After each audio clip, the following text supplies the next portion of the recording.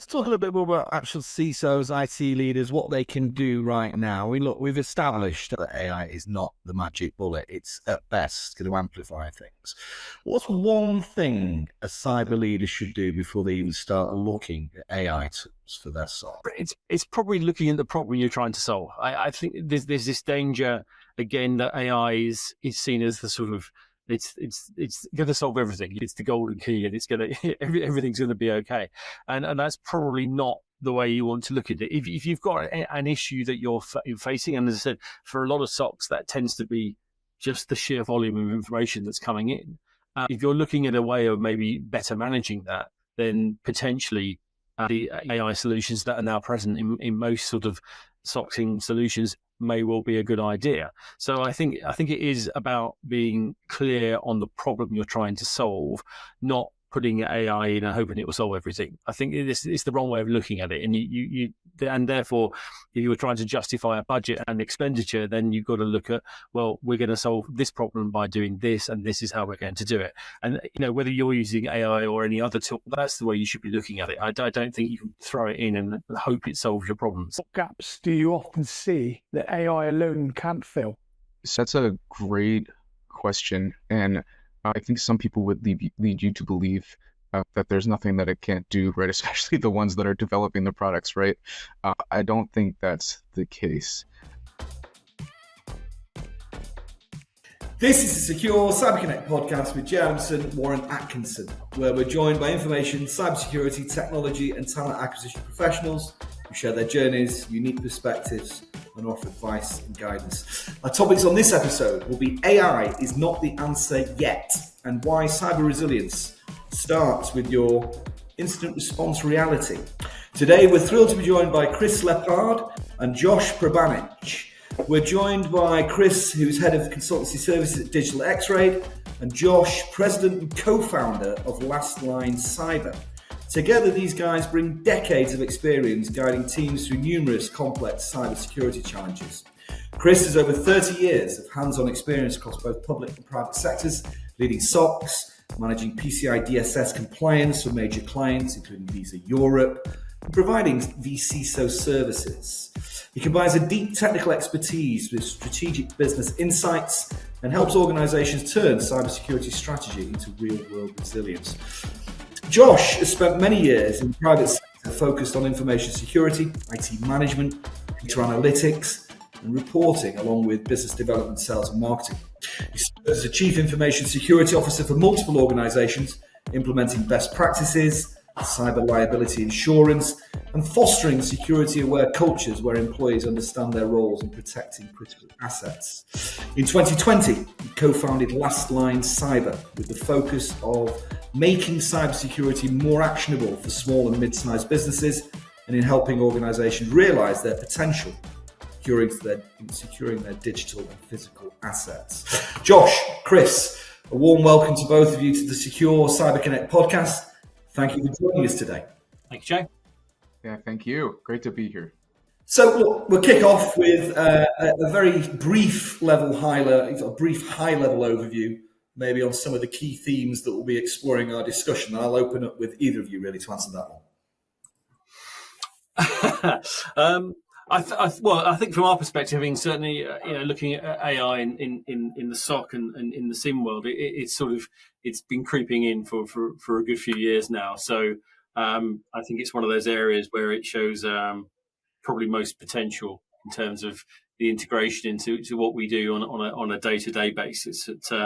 I think probably something we'll explore later on is also the theme that maybe it looks at replacing the SOC, and I'm not quite so sure whether at the moment that's going to be the case, or I don't think it should be anyway. So I think it presents some unique opportunities and some challenges, I think, is probably the way I look at it at the moment. So I think for us in the security world, it's going to be, I think there's going to be a lot of changes, I think, in the next few years, and that's certainly going to be a challenge. Yeah, undoubtedly. Now, Josh, one of the things we always tend to sort of ask our guests as a bit of an icebreaker is maybe there may be something you want to share or could be excited about that typically your LinkedIn profile doesn't show.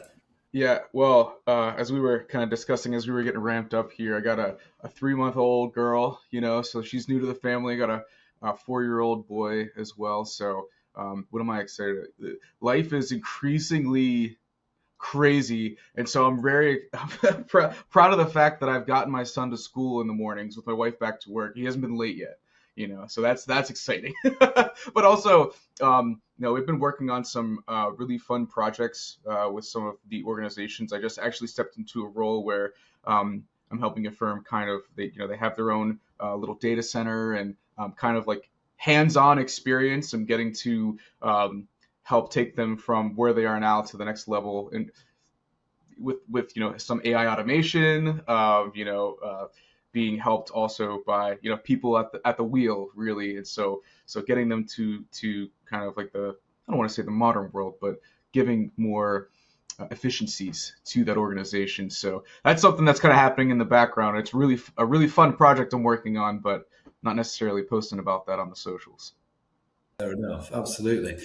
And look, is there a point really? Again, something we always tend to sort of ask our guests is if maybe there was a point or a significant challenge that you maybe faced in your career that typically defined or shaped your views on cybersecurity. Yeah. So my first job out of school actually was really interesting because I was working for a family office, and they, private equity investment space. So they weren't necessarily regulated, but they were looking to build an information security program on top of what they have already done, essentially formalize it, right? And the organization, 60 people. So, not a large organization, but still there's a lot of moving parts, the different departments you have to coordinate. And I saw them adopt a true culture of shared security responsibility from the C-suite down, to their administrators, front desk, administrators. I mean, everyone really bought into it because it was managed so well, communicated so well. It was what they were trying to do with policies, procedures, introducing dual multi-factor authentication at that point, was a big deal. But seeing that happen at an organization, and really watching this formalize and seeing an organization adopt it, it's a standard I have because it was done so well. And it's really hard for organizations to come to me and say, oh, we can never do that. And I'm like, well, you can, because I've seen it happen firsthand. I have that experience. So don't tell me that it's not possible, because it is very possible. It just takes more work than you're maybe willing to put into it. So I think that's one of those things that's really, shaped my views, is that, anything is possible if you put the resources and the dedication to it. So, guys, let's talk a little bit about the current state of security operations, and how secure SecOps is really functioning today. What's working, more importantly, what's not, and where organizations are typically falling short. So, Chris, I'm going to kick off with yourself in terms of what operational weaknesses do you see repeatedly within the SOCs? Yeah, I think this is probably true of whether you're running a SOC internally for a large organization or as a managed service provider. I think we probably see it as well. I think there's an element of sort of alert fatigue in the terms of being drawn into the sort of world of false positives, which is it's always the big problem with the SOCs, and the vast amounts of information that you're now drawing in. That is and it continues to be a real problem. So, and having the time to sort of baseline the detection rules, that causes people a lot of issues. And I'm if I talk to my current head of SOC operations in DigitalXRAID, he would tell you the same.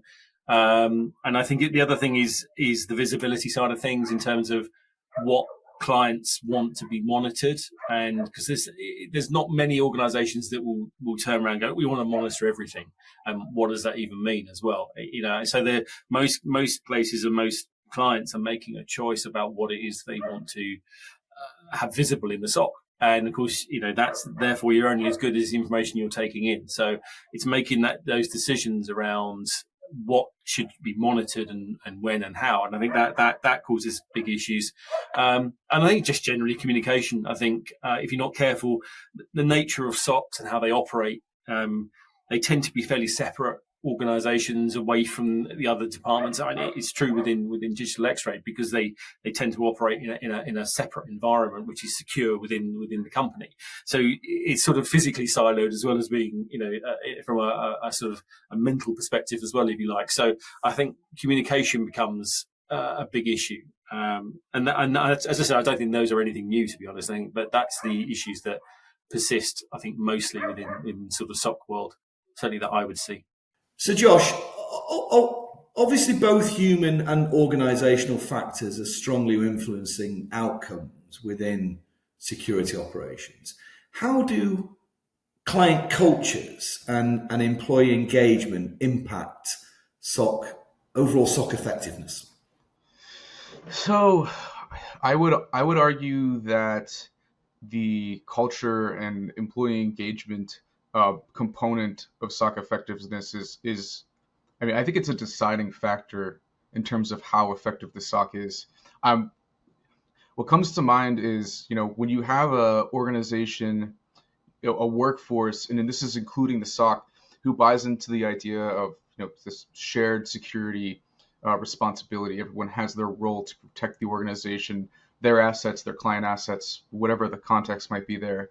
It's going to improve the effectiveness of the SOC dramatically. I think that when organizations, when I coach organizations and kind of help them utilize a SOC, build a SOC, whatever, you have to helping them view it as an asset to be utilized instead of like, the big brother. This is not in my realm. I don't understand it. You actually end up having better data when you have organizations that, their employees are not scared to report phishing emails, to report potential incidents, security events, things that might be happening. You're able to gather better data for your organization. Again, like Chris had mentioned, some of it might be false positives, but you have a much better chance of someone speaking up earlier and just in reporting things, along with the fact that, I think you get. I think with an engaged organization, you get a more holistic approach to information security when everyone feels as though their role is working towards the better good. Again, and maybe I'm saying the same thing a different way, but it's a critical factor, and it has to be in the SOC team as well. They have to understand that role in the entire information security ecosystem too, and take on that persona of a helper essentially, and that creates some really, really cool and really, really effective SOC solutions. Absolutely. And Chris, just following on from that, what do you think is the most overlooked process gap that maybe you've seen that's caused real problems, and what really separates those mature SOCs from those that maybe look good on paper, but when it comes to the actual real world, struggle under pressure? Yeah, I think sometimes where SOCs, again, that back to that isolation point, I think, and sometimes they operate in isolation from sometimes the rest of the company, and I certainly see it's that sort of handover between what the SOC is doing, and maybe they think they're finished their stint, and it goes on to the next SOC team, or they then transfer the problem into the IT support team, and the process gets missed in the handover from one to the other, and then there's confusion, and then or the IT support team doesn't know what they're meant to be doing, or they're not clear about the actions they're going to take. So I guess it comes back to communication, but that's the bit that I see sometimes falling down, and I don't necessarily think that's an AI thing as such. It's just people, and it's whether or not they're doing the communication properly. So that to me is probably the biggest one that you see falling over. So I mean, and it can be, you can if you have proper handover ways, whether it's sort of, some teams have sort of action notes or whatever that they hand physically over when it passes to another team. There's lots of ways of doing it, but that does seem to be are failing in many SOCs, and if you can sort that process out, then you make the whole operation look a lot slicker, more professional. And I think that's particularly true when in the MSP world that we're in, that you're dealing with multiple clients. And therefore, an internal team has a better understanding, probably, of how the company operates. Whereas in the MSP world, it may not have that, so that it becomes more important. So that's the biggest one I see. Thanks for sharing, guys. No, I appreciate you both sharing there. And one of the big questions that myself and Jay are always asked from leaders is AI a plug and play solution? And you certainly feel types of ways about that, to say the least. So Chris, I'm curious to gain your perspective. Many organizations assume AI can solve their security problems, but what are the biggest misconceptions you're seeing right now? Yeah, I think it's the curse of living in interesting times, isn't it? We're at the sort of the forefront, I guess, of the whole the way that AI is changing lots of things, not just in security, but probably in our lives, to be honest. And therefore, we're sort of experimenting a little bit. So I think there's perhaps a commercial view that a lot of maybe CEOs and CFOs look at it and go, great, we can save money here because we will need less people because it can all be automated. And that may well come in time. We may all be out of a job in a few years, who knows? But it isn't quite that level at the moment. And the AI side of things, where I find it's very good at doing that churning through the sheer volume of log information that SOCs have to deal with, and that's beyond the sort of human capabilities. But that ability to make the correlation across the data, that's where the AI models really help. And obviously that's where we're in a SOC, it's going to be very, very helpful. But then it's what they obviously don't do is the sort of, well, again, is the is the empathy and the understanding and the connection side of it, which is people. So what it should be viewed as is it's a way of perhaps doing some of the more mundane background jobs that SOC analysts particularly get involved in, and it then allows them to spend their time in those areas which are most important. So I think at the moment it should be very much seen as it's a collaboration or a collaborative tool. And then it has a lot of advantages. If you think it's going to automate your SOC, I'm not quite so sure. And also, I think the other thing is there is a danger that because it's all new and shiny, we rush into these things, and we're seeing a lot of companies, not necessarily in SOC environments, but they've gone into this full-on push into the AI world, and that in itself is an attack surface, as we know. So if it's not done in a way which is properly considered, and as when we talk about projects now, we always talk about secure by design and putting in security at the beginning rather than tacking it on at the end. As we all know, we've all been there. So why should this be any different? And yet there is this sort of view that it's been put into these solutions. But I do wonder sometimes how much consideration there's been for what the risk is within the AI systems itself, and what safeguards have been put in place. So that it undoubtedly will become more automated, and the whole agent AI thing that's coming out as well will undoubtedly automate many of these tasks. But we shouldn't necessarily see it as a way of just automating the whole process, because I think certainly at this stage in our sort of evolution, that isn't going to be the case. But it's got a big part to play, but it's a question of how we do that, I think, in the most effective way without it causing more problems than it solves. Yeah, and one challenge we often speak about with leaders is the ethical use of AI, of course. What's too much, for instance? Yes. And Josh, keen to get your perspective. What gaps do you often see that AI alone can't fill? So that's a great question, and so I think some people would lead you to believe that there's nothing that it can't do, right? Especially the ones that are developing the products, right? I don't think that's the case.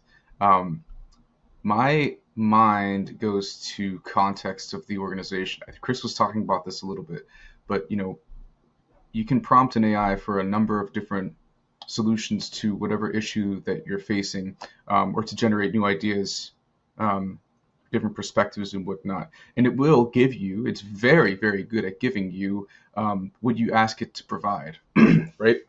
But,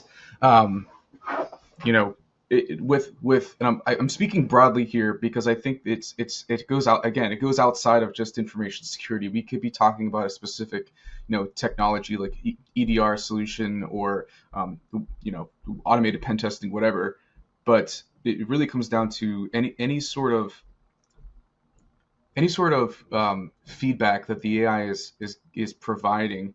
If you're using it for decision making, if you let it do the decision making for you and kind of don't step in and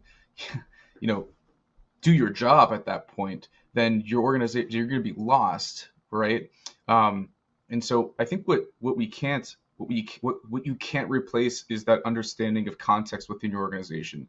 One solution that the AI agent made a great argument, and you provided it some context of what type of organization you are. You're in the insurance industry, you're in a healthcare industry, but not all of those organizations, not all of the cultures are the same, right? You don't have the same people working there. You don't have necessarily the same teams, the same leadership style. So you really need to take what is given to you with a grain of salt. It's the same thing if you have a consultant come in, right, and evaluate your organization. They're going to give you a lot of different, and I'm a consultant, and I will tell people, this is what I've observed in this sample size of time that you've given me, and I think this would work for you, but let's actually talk about this. So what AI is not going to give you is that tabletop to sit down with your team and say, here are some ideas we haven't thought about. And we've leveraged AI to come up with some really interesting, solutions. But, what can we actually, is there merit to this within the context of our organization? Can we actually use this beneficially, whatever that might be? And I know I'm speaking broadly on this, but because it just applies to everyone that's using the tool, right? And so I think that application of contextual implementation and usage of what the AI tools have provided, whatever that might be, is something that, unless you're having AI talk to AI, talk to AI, talk to agent, and you trust that process, which I would not advise. You need someone that is the great mediator, and that can bring that those internal perspectives to whatever the tools are generating for you. Yeah, and I think the human touch, of course, it is important. We've seen over the last sort of 8 to 10 years, a lot of organizations going for a digital transformation, and the ones that have fallen over haven't put that user experience at the forefront of what they're doing, and they've tried to implement too much tech without that feedback loop. Yeah, to Chris, are there any early warning signs that organizations should look out for when it comes to AI deployment, especially if it's looking to head in a troublesome direction? Yeah, I think sometimes if the organisation can't tell you what they're using it for, I think that's probably the best one. If that's the suggestion that maybe AI is gonna save us from everything, we'll just throw it in and see if it works. And if you've got a more specific use case, of which probably the SOC environment is one, and you can say, well, I can look at this and go, well, I could see some improvements here. I could make it more efficient. I could, or as an MSP, we could handle more clients because we can be more efficient in how we can do that. Then I think if you've got a case for it, and the company can say, yeah, that's what we're doing, then great. I think if it's less easy to define what it is you're trying to do with it, then that to me is probably like, well, we're not entirely sure. And then I think you're falling down into that route, that we have seen that. As I said, I think for some companies, certainly there's a view that it's just a way of saving money and it will be more efficient. And that saving of money is not necessarily coming through improving processes. They're largely looking at it and thinking, I need less staff. And, that's perhaps, it is going to happen. There's no two ways about it, that it is going to impact some jobs and certain functions. But that, you kind of look at it in a slightly wider context, and I think that's the danger. I think there's a view that it's somehow going to save, because all the studies so far have shown that it isn't necessarily the case, that you do see these massive savings. But what it should do is be used to make your staff better at what they do and to make them do the stuff which is more important. And that's the context where I think you can use it within the SOC, is making sure your analysts are using it in the proper, to investigate the right things, and then there's value in doing it. I think if you're looking at it, as I say, just like, we're going to use it for everything, I think you're going to fall on your face, flat on your face, I would say. I appreciate you sharing.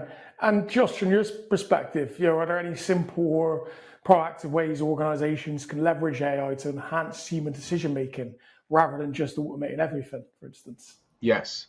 I actually think that in order for an organization to leverage AI to kind of like enhance the decision-making process rather than automate it, what Chris was talking about was kind of like the blindly we're just going to implement it and solve everything. And I think what a key piece that could prevent that fallacy sort of thinking is education. There needs to be. We have this powerful world-changing tool that has been dropped into our laps, and I can log on to ChatGPT and ask it to do anything that I want to, and so can everyone else in any role, right? But we're just kind of twiddling around with it, right? And we're being told certain things that it can do, promised things that it's going to do, but they're but a lot of organizations are just saying, oh, let's just use it. Let's just use it, like Chris talked about, and the education component is missing, right? So however that looks like for some organizations, it is utilizing a consultancy. Maybe they're I work with a couple organizations that are Copilot registered trainers. They've been trained by Microsoft. They're part of the ecosystem to develop the product itself, so they know the ins and outs of the systems and what it can do and what it can provide to an organization. But otherwise, you're left with people kind of just seeing, well, what can it do? Can it do this?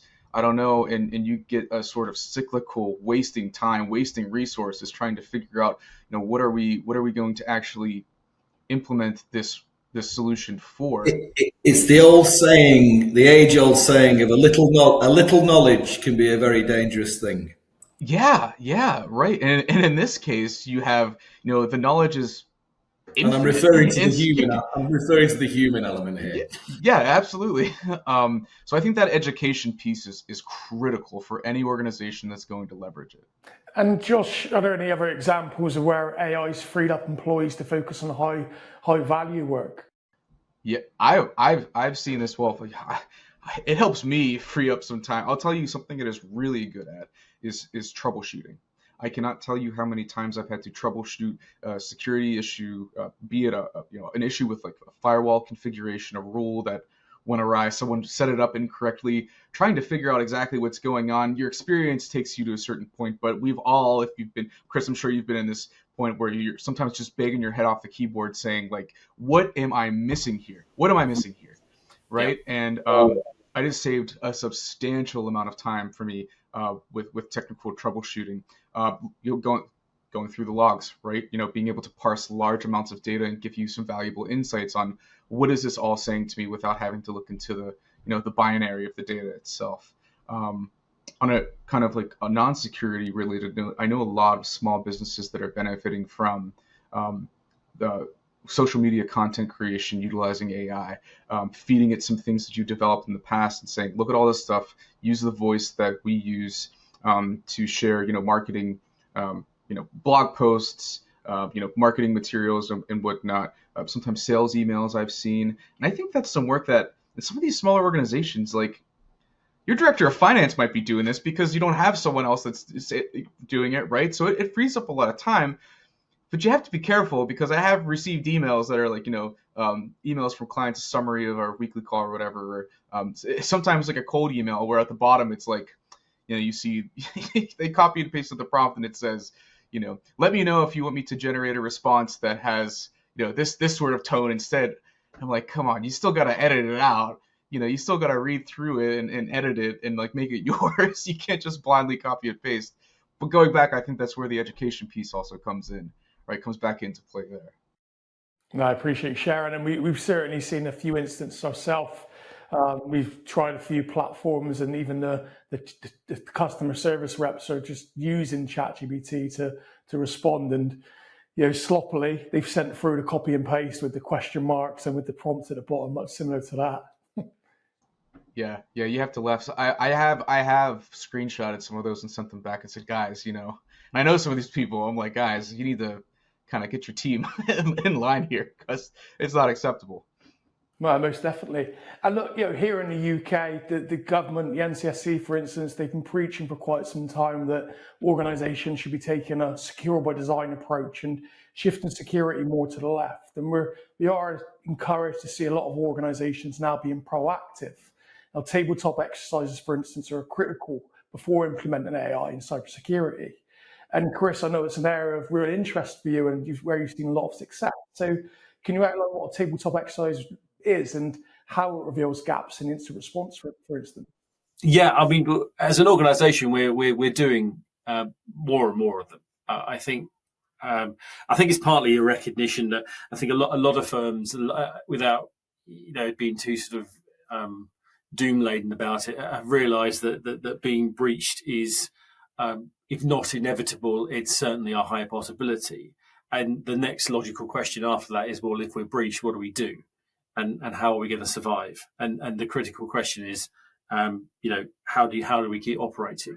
And we've obviously seen all the recent events, with Marks and Spencer and Co-op, and ongoing with Jaguar Land Rover. You can bet your life they've been asking those questions very strongly. And it's really interesting. I would say, particularly with the Co-op, they made a very conscious decision when they were hit to take their payment systems offline, and they knew that was going to cost them a lot of money, but they'd obviously worked it out that it was going to cost them less money than losing the payment system to some form of ransomware. So they made a business decision to take things offline and then bring them back up. And the only time you can make that kind of decision, because you can't do it in the heat of the moment, is because you've modelled it and you've worked out what is better for you. So, and this is why we do an increasing number of these tabletop exercises with clients, and they're really useful because what people think they know and think how they're going to operate and act is very different to actually what happens when you put people under a little bit of pressure and do some scenario testing. And part of what we do with these is sort of asking those questions that normally the response is, well, that would never happen. Well, okay, we're going to ask that it does happen, because that's normally what ends up happening. So it does open up some.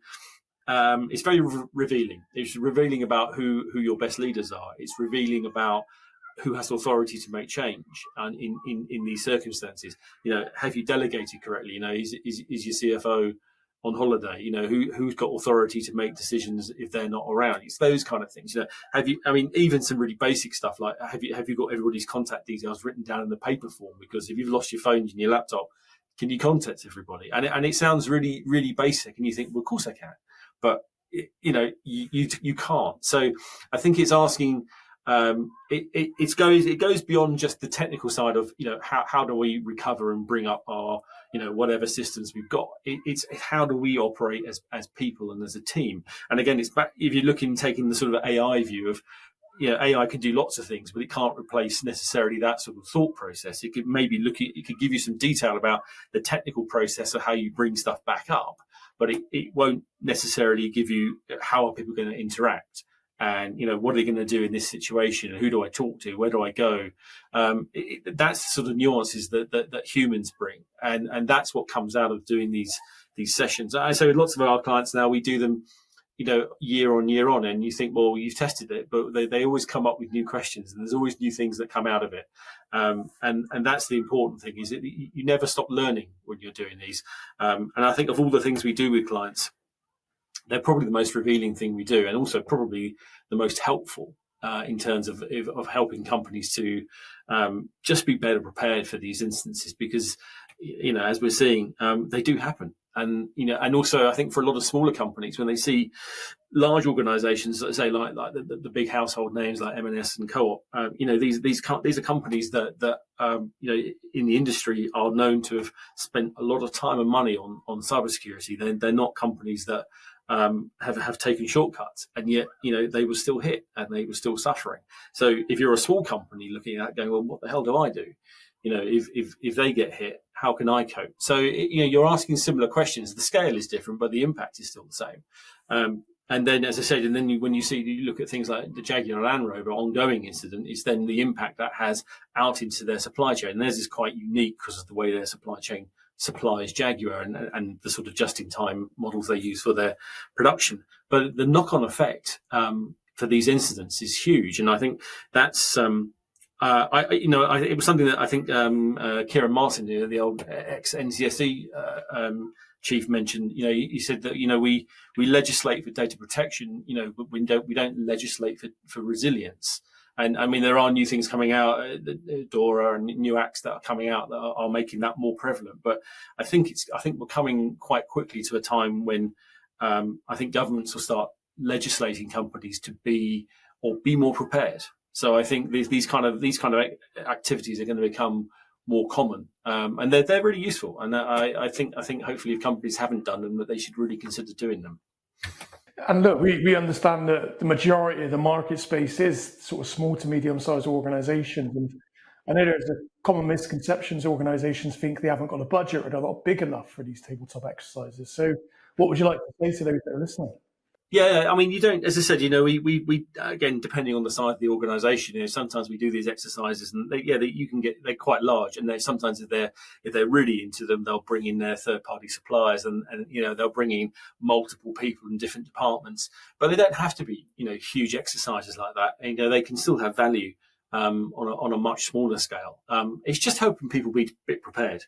That's all it is, and asking some awkward questions in an environment. And the other thing we always say to people is that it's not a blame game.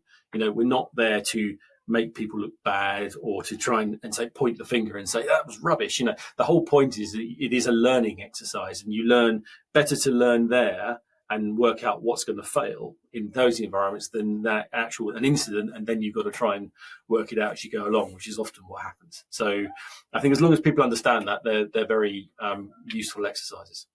So. No, I appreciate you sharing. And Josh, from your perspective, can you share an example where an exercise revealed surprising weaknesses and, more importantly, opportunities? Yes, yeah. So we primarily do incident response tabletop exercises for small businesses, and yes, we've come across.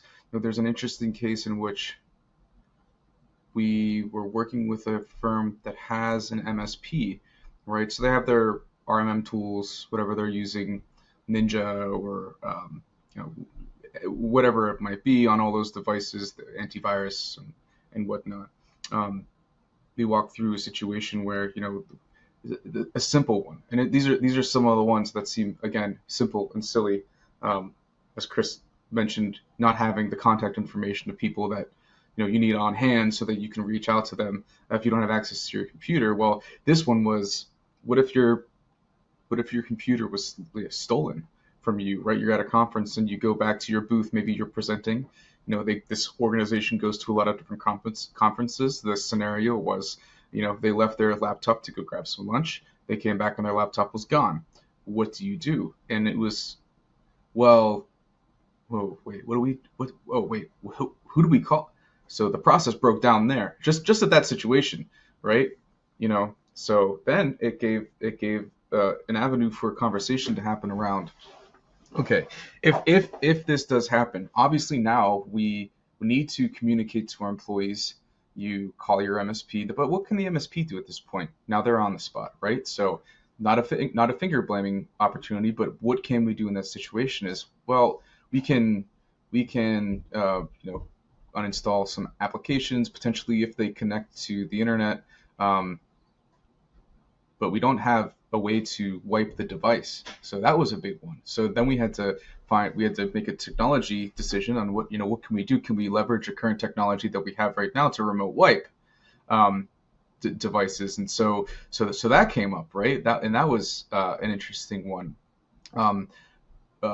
From the perspective of opportunities, I think that I'm thinking back to a couple of different exercises that we've gone through, and yes, we have seen situations in which people within an organization.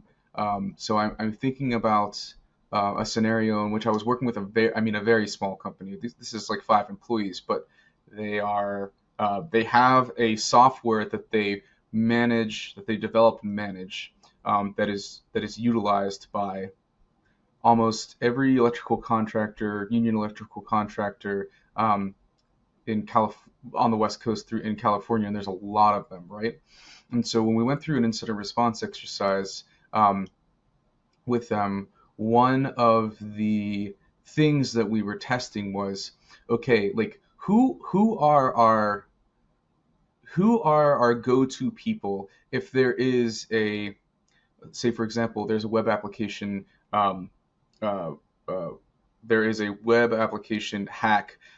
Someone is able to, SQL injection or whatever, they're able to take down the site. Well, who are our like go-to people? And one of the things that we recognized in that situation of just at the level of identifying your incident response team is that we had a developer that I don't want to say was underutilized, but they had the capability to do a lot more than we thought that they did. And so they spoke up and said, well, what I could do in this situation is, it kind of went off on a disaster recovery sort of scenario, and what they would be able to, where they would be able to back up the database from, what they could do to essentially secure the domain itself. And it can bring up in certain situations, like you can kind of have a hero emerge from these things, and oh, well, we didn't know that you had those capabilities, that you could do those certain types of things. And I think that's a really fun thing when people start to take a level of ownership and kind of a realization of, oh, I'm going to be a critical piece should there be a compromise of the organization. It can be scary, but with some good coaching, and it becomes manageable, and a point of pride sometimes in that, oh, I do have these capabilities. I can do this. I can be, someone that can not only step in should that given situation in the incident happen, with the web application break-in, then also gets people thinking, what can we do to prevent that in the first place? Let's do some pen testing. Let's have someone do secure code review, right? Now we have a totally different, conversation. It's the preventative side of things. Like, all right, now how can we actually enhance this application's security before something like this happens? And it led to a project that was essentially going to, or I should say, the project was going to happen, but it expedited the project to modernize some of this code, go through it, implement more secure authentication protocols and whatnot. And that's really exciting when those types of things happen, when it breaks out of the confines of just the tabletop exercise and, okay, we're going to write this stuff down into a policy. We're going to have our playbooks that looks great on paper. Our compliance people are going to be happy because this is what our insurance wants. And we're going to get the good rate.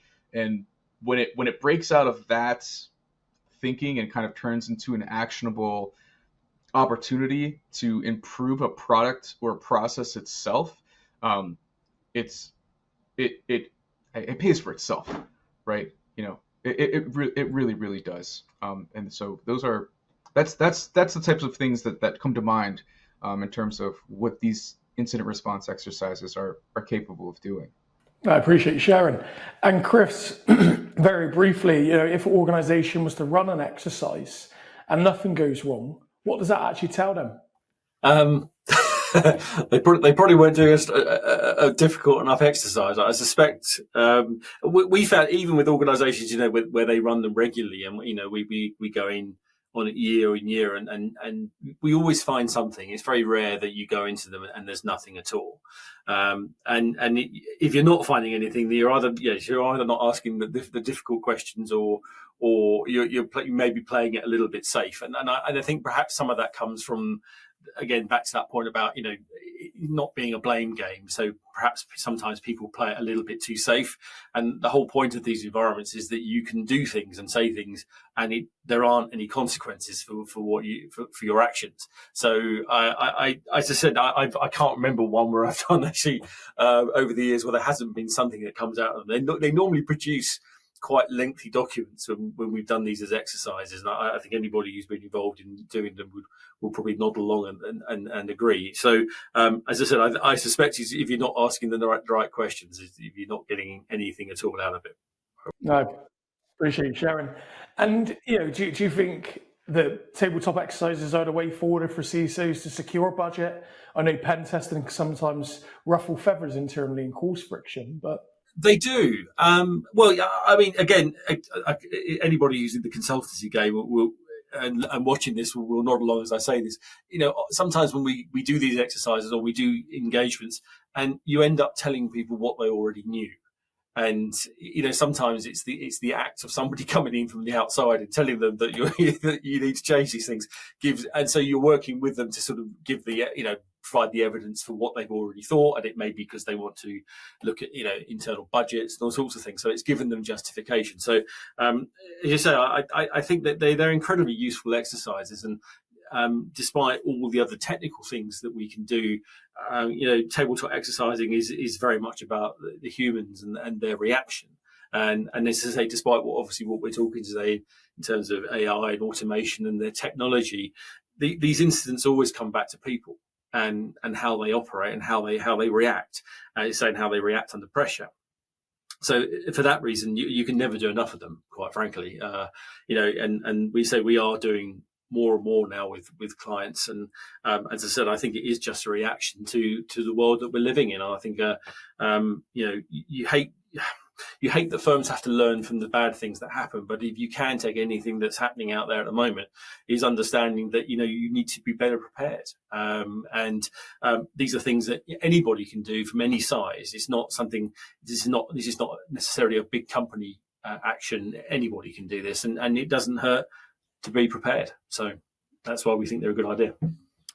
So look, guys, let's talk a little bit more about actual CISOs, IT leaders, what they can do right now. I mean, look, we've established, and I think we've talked about many, many times, and of course, even on this episode, that anyone with a modicum of common sense is going to recognise by now that AI is not the magic bullet. It's at best going to amplify things. What's one thing a cyber leader should do before they even start looking at AI tools for their SOC? And that's to you, Chris. I think it's probably looking at the problem you're trying to solve. I think there's this danger again that AI is seen as the sort of it's going to solve everything. It's the golden key, and it's going to everything's going to be okay.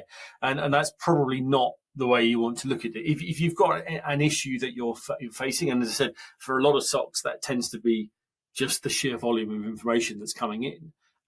If you're looking at a way of maybe better managing that, then potentially the AI solutions that are now present in most sort of SOCing solutions may well be a good idea. So I think it is about being clear on the problem you're trying to solve, not putting AI in and hoping it will solve everything. I think it's the wrong way of looking at it, and therefore, if you're trying to justify a budget and expenditure, then you've got to look at, well, we're going to solve this problem by doing this, and this is how we're going to do it. And whether you're using AI or any other tool, that's the way you should be looking at it. I don't think you can just throw it in and hope it solves your problem. So, it's like all of these things. If it's automation and all those sorts of things, there's a degree of effort you have to put into sorting out.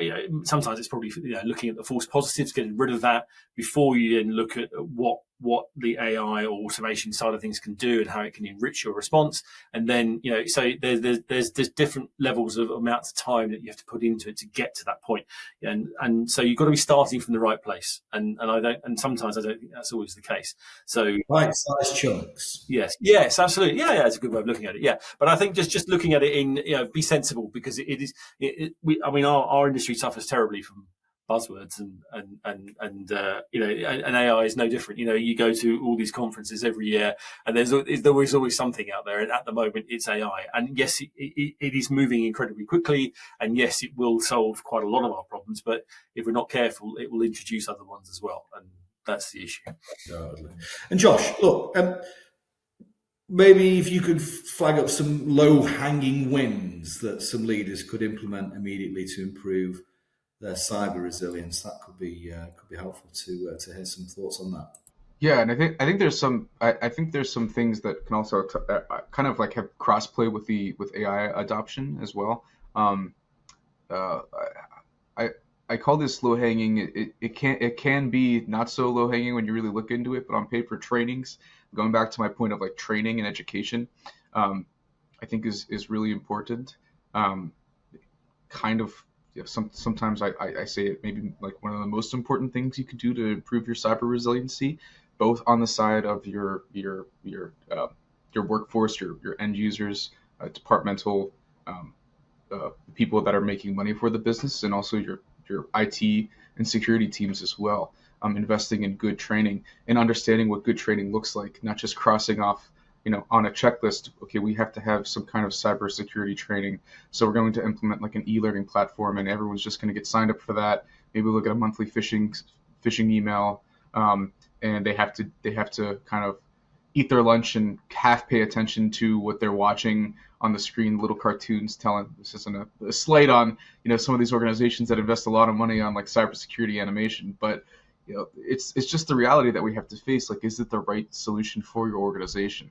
What I found is when you customize training content, and you can bring the way that I do this, and maybe this is a little plug for my business, but is when you build a training solution, a training program by department, I think it can be really impactful. And you want to touch your basics in any of these training programs, in terms of security best practices, password management, MFA, dealing with your information security responsibilities. But I think when you start to bring in like, here are the applications that you in the finance department are using, and here are the considerations that you have to have when you're interfacing with, working on, sharing, this potentially PII, institutional knowledge that might be private as well. Like, here's how information security impacts your role specifically.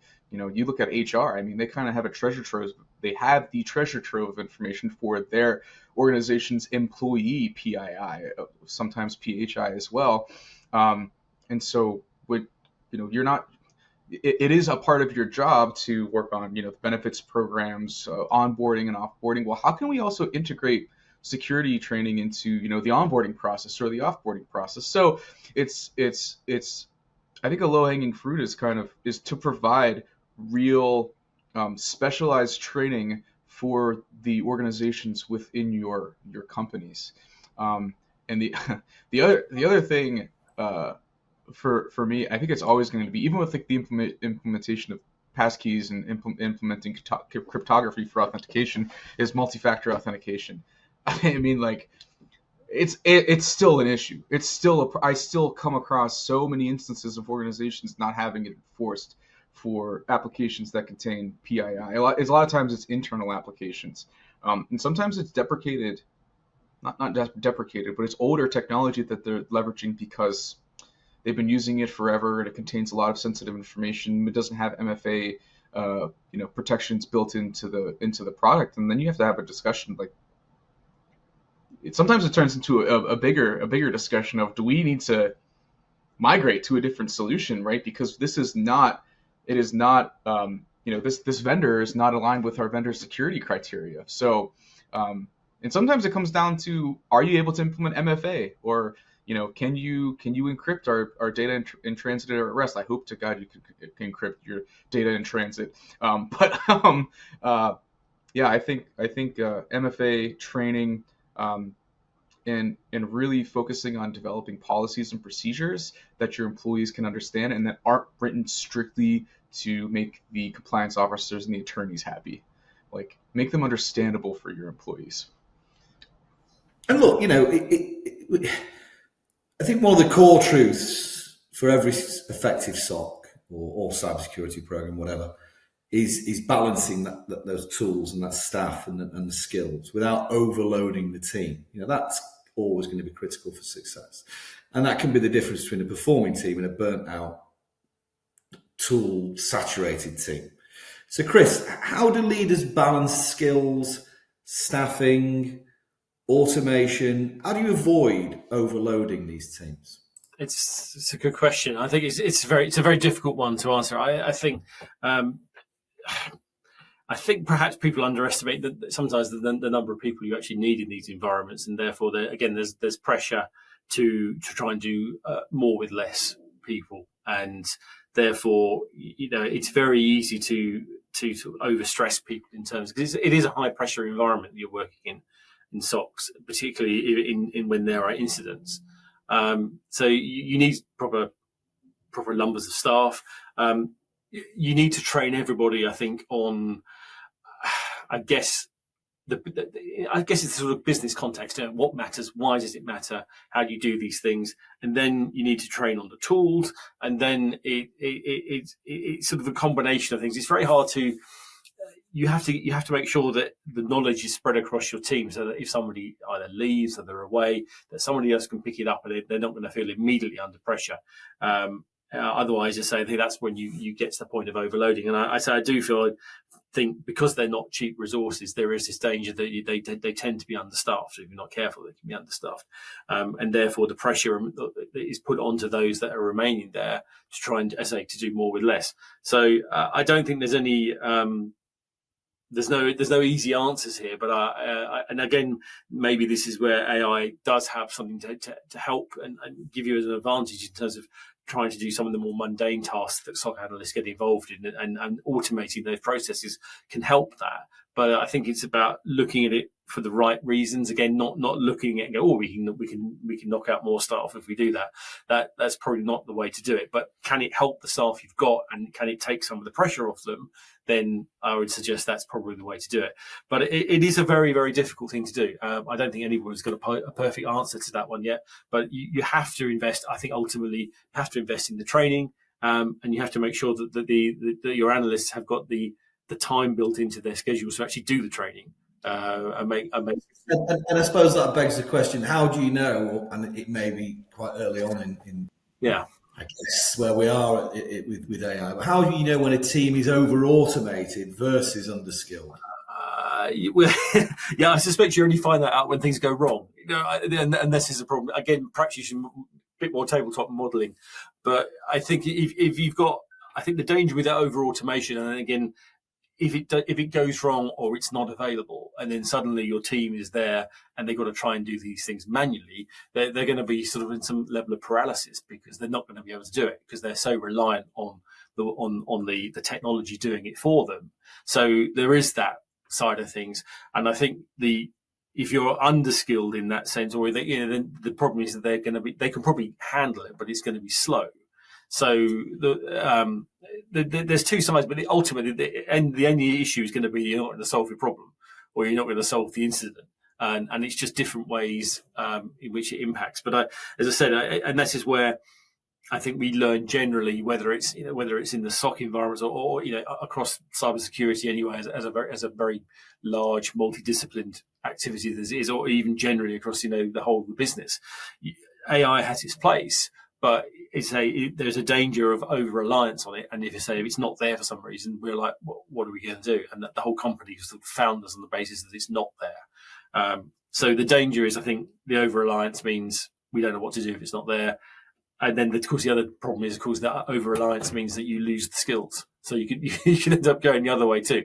So it's the problems that are in the post for all the companies. Oh, yeah, absolutely, totally, yes. It's a balancing act. Yes, definitely. Absolutely. And what, Josh, from your perspective, what strategies have you seen successfully help employees adopt security responsibilities without burnout? I'm going to answer this question, but I want to tag on the last question about when teams are over automated versus underskilled, because I think I've run into this, and something that I've noticed that's like a big red flag for me. You have to have the right people that are kind of overseeing the department, but when there is a lack of curiosity, and there's a lack of continuous improvement built into or encouraged at an organization, where things become the over reliance on the tool, like the skills become just using the tool instead of is there an opportunity for improvement in this process itself, not understanding the process, and you don't get those. How are you going to measure that, right? So is there an opportunity for you could potentially build this into, employee reviews and asking them, like, is there anything that you could use, anything that, would make your job easier? I think it's a telltale sign when it's like, oh no, everything's good. I think, there's not that curiosity. I think it could be a red flag that are we over automating? Is this a perception of things being too easy when it's really not? Are we missing things here? So I think you got to be really careful and watch for that. You don't want that curiosity to die. It's just like there's big caveats there that it depends on the type of employees that you have in those security roles, whether it be in the SOC or incident response team or whatever. Someone may be taking on a multi-hatted role of IT plus security and whatnot, but you need to really monitor that, the feedback that you're being given about the tools that you have. Going back to the question about adopting these security responsibilities without some form of burnout, it's a really, really hard thing to do. What I encourage organizations to make available is someone that can be sometimes a sounding board, right? If it's an IT manager, a security manager, a contact that they can reach out to and say, I have questions about this, and this is a cultural issue. It's sometimes really hard to implement. That you need to have someone that's going to be patient with people that might be asking questions that seem basic, but you don't want to make someone seem that they're asking a question that they're going to say, oh, this is a stupid question. I don't want to ask you about this. Like, how do I reset my password on this application? Right? It's like, just be honest, be open and honest. Oh yeah, here, let me help you, because you need to build a camaraderie with your employees, the SOC team, the IT management team, building that camaraderie that they know that they can reach out to someone if they have any questions about security. I do think with training, you need to be really careful about the training program that you implement, and also the criteria for what makes training successful for the organization. And I think you need to incorporate feedback from your employee population into your training program and into the strategy for cyber resiliency at your organization. And if you're going to find yourself in an organization full of security burnout, if you're just pushing the same things every single year, being the same type of training, phishing simulations, whatever that looks like, to increase your cyber resiliency without actually making improvements based on what the employee feedback looks like, and giving an open. Again, going back to the idea of having like an open conversation between the teams that are managing the cyber resiliency strategy and those that are a part of it and being trained on it. You need to have that open dialogue. And so what I've seen work really well is when organizations actually listen to the feedback from their employees. Filter out the stuff from the employees that complain about everything, of course, because everyone has someone like that. But when you really listen and then you can try something new, you'll be surprised at the reception it can have at an organization. And I've seen it firsthand where we have completely gone away with some a training module platform that we were using because it really wasn't effective. And we went to, a new approach with, phishing. We did phishing emails, and the training, that the employees went through was what happened whenever they would fail the phishing simulation, right? And then we'd give an opportunity to actually, say that they failed it twice in a whatever the period of time would be. Let's say it's like a quarter. Then hey, let's sit down with Josh and let's discuss this. Let's actually have a discussion instead of just saying like, that's not good. We're going to take away your privileges for, your internet access privileges or whatever. Let's actually sit down and get to the core of the problem. What went wrong here? What are you having trouble with? And having those conversations, it makes people feel heard. It doesn't make them feel belittled, and it makes the reception and the understanding of security responsibility and security resilience much more widespread and more widely adopted than if we just kind of like patch a training resilience awareness program on top of an organization and just let it go and don't keep tabs on it. Don't look for ways to continuously improve. No, I appreciate that, Josh. Good advice there. And look, security strategy, of course, security culture is still most underestimated and uninvested in area of cybersecurity. So very briefly, Josh, how are you and the team at LastLine helping organizations address and overcome this challenge? Yeah, I think what we're doing is we are, again, opening up a forum where everyone that is a part of the security awareness, the security resilience strategy, the idea of shared responsibility has an opportunity to voice their opinions. There's the shortcomings of the program, the things that they like and that they would like more of. We are helping facilitate meetings and forums in which those discussions can happen. And we're doing it on a somewhat regular basis so that it's built into the role itself and not in addition to the role, if that makes sense. So not only at an organization is your job to ensure that it is inventory management, right? Of course, you have to do your jobs that is going to ensure that your inventory management is properly properly managed, but also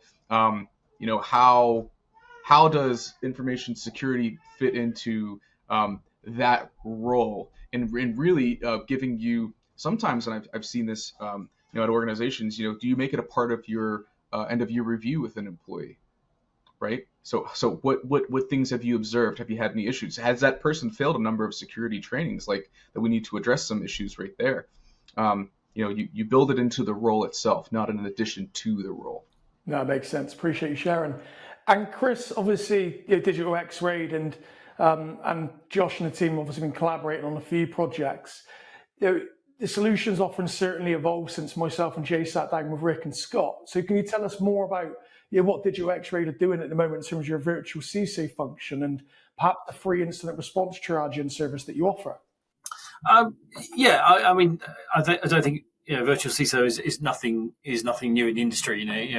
Most consultants are out there offering a service, and we just found, again, there's the kind of companies that are sort of bread and butter in terms of typical sort of companies that we deal with. They're size-wise, they're small, medium enterprises, and sometimes it's just lack of resource. So we pitch it in really as a service where we are a resource for the client. It's not a sales exercise. It's not me with a wish list of DigitalXRAID services that you can buy off the back of it.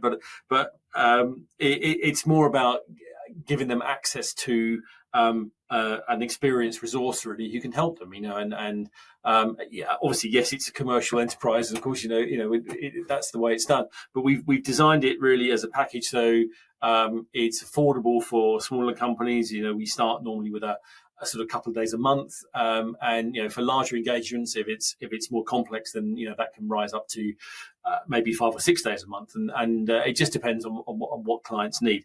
But we start with companies maybe they've got nothing, or other company, just where do we start? What are you going to do? Is it looking at some high level strategy? Is it looking at we want to prepare for cyber essentials, or we want to look at 27001, or all these sorts of things. What do we need to do? And we can help them run those programs.